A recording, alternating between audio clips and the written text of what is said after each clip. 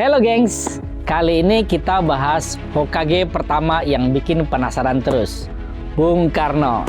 Kalau kita bahas tokoh-tokoh paling ikonik di Indonesia, nama Bung Karno hampir selalu muncul duluan.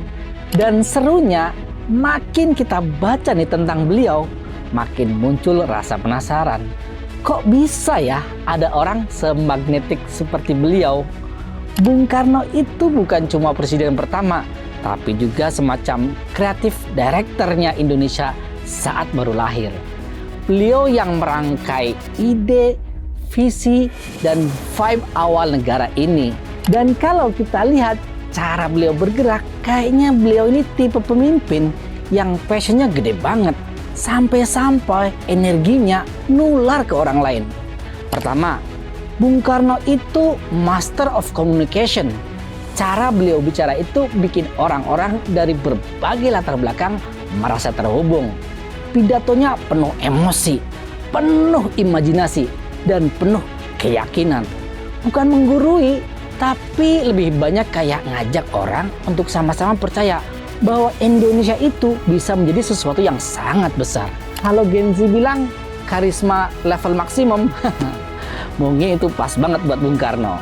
Kedua, beliau punya keberanian yang jarang. Ngebayangin masa itu ketika bangsa-bangsa Asia dan Afrika masih banyak yang dijajah, Bung Karno udah tampil berani ngomong soal kemerdekaan, kedaulatan, dan harga diri bangsa.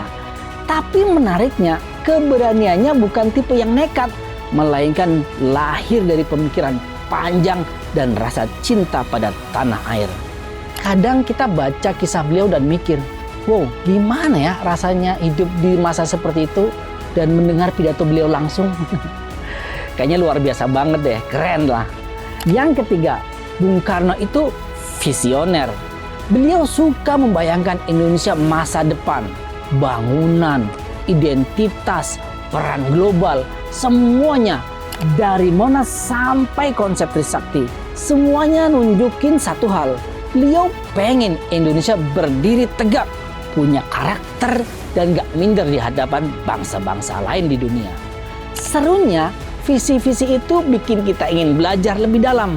Kayak, oke, apa sih sebenarnya yang Bung Karno pikirkan waktu itu, dan mana yang masih relevan hingga hari ini.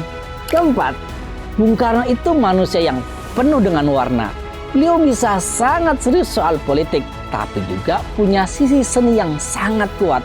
Suka arsitektur, musik, fotografi, bahkan fashion, mode.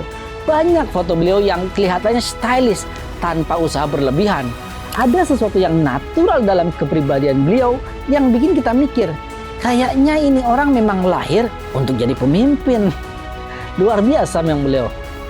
Dan mungkin itu yang bikin banyak anak muda sekarang tetap tertarik. Bung Karno itu kompleks, tapi justru karena itu menarik untuk dipelajari. Terakhir, Bung Karno mengajak kita untuk selalu bertanya tentang siapa kita sebagai bangsa, apa yang kita perjuangkan, dan mau jadi apa kita ke depan. Bukan menggurui, tapi lebih ke dorongan halus, seperti bilang, ayo pikirkan bareng-bareng Indonesia ini mau jadi seperti apa. Dan ketika kita membaca atau mendengar ulang kata-katanya, sering muncul perasaan hangat bahwa di balik sikapnya yang tegas, Bung Karno sebenarnya ingin kita semua percaya diri sebagai bangsa yang besar dan bermartabat. Emang gila sih Hokage pertama Indonesia ini. Salut.